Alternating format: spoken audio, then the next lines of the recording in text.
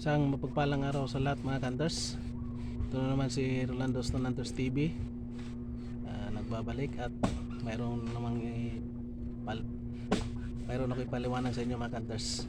At sa hindi muna ako mag-umpisa, ako ay nagpapasalamat sa lahat-lahat na walang sawang nagsubaybay sa aking munting channel, Muti Hunters, Antingiros Antingiras. Isang mapagpalang araw sa ating lahat mga kanters.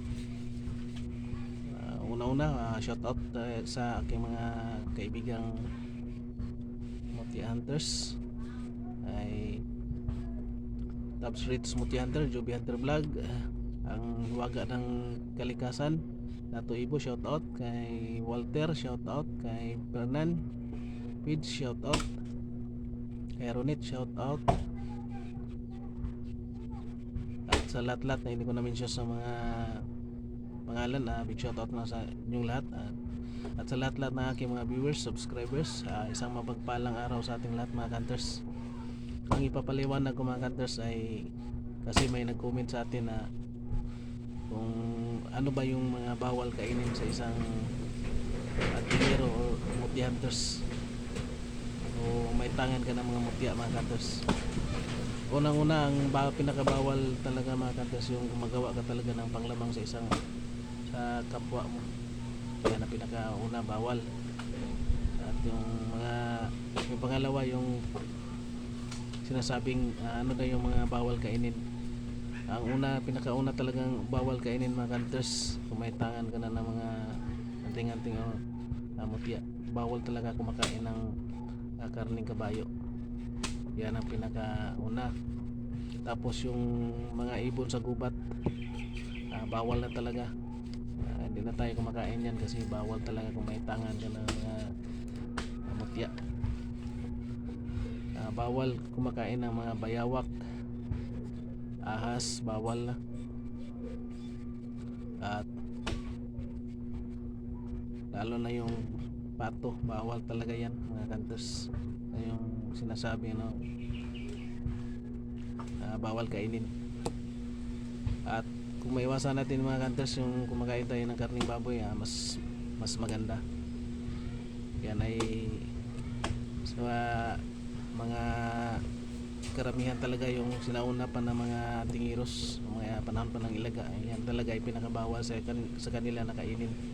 Kasi yan talaga ay di talaga gumagana yung mga gamit mo pag ikaw ay makalabag na kumakain ka ng karning baboy mga kanters. Kung pwede, iwasan na lang yan mga kanters. Pero kaibahan mga kanters, bawal talaga tayong kumain ng karning baboy na yung pinibinta o yung mga alaga ng mga baboy. Pero pwede tayo kumakain ng baboy ramo mga kanters. Yan ang ng hayop ng gubat na pwede lang kainin sa isang tingiro, yung baboy ramo mga kanters.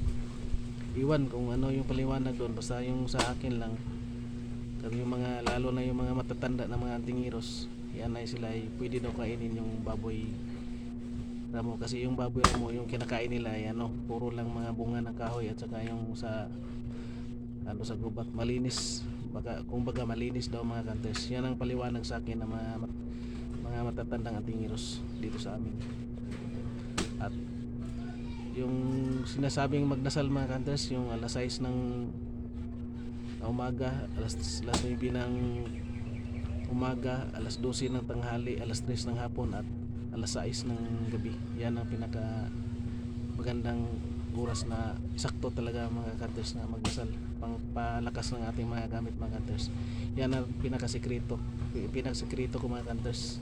Kahit wala kang Latin na yung lang, ka lang ng kandila, magsindi ka ng 3 kandila, tapos yung sarili mo lang dasal mga kanters, pwede na yan, basta may hawak ka na ng mga mutya or mga kanters. At yan lang yung ko papaliwanag ko, at sikreto ko sa akin, mga sikreto ko, yung mga sikreto ko na ginagamit mga kanters. Pasensya na kayo, hindi pa tayo masyadong mga kanters. At lalong lalo na pag may hawak tayo na mga tulad ng mga ganito mga kanters, ngipin ng kidlat mga kanters. May marami talagang bawal pag mayroon ka ng ganito mga kanters. Ayan, mga kanters. Ang ito ng kidlat mga kanters. Ito ay marami nang nag-ano sa akin pero hindi ko talaga binibigay kasi mahalaga to sa akin mga kanters. Kulay green na ito ng kidlat mga kanters yan.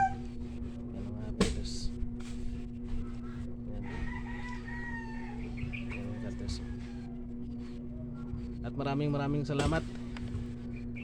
And big shoutout na lang sa lahat-lahat. And isang mapagpalang araw sa ating lahat. And God bless sa ating lahat. And thank you for watching mga kanters.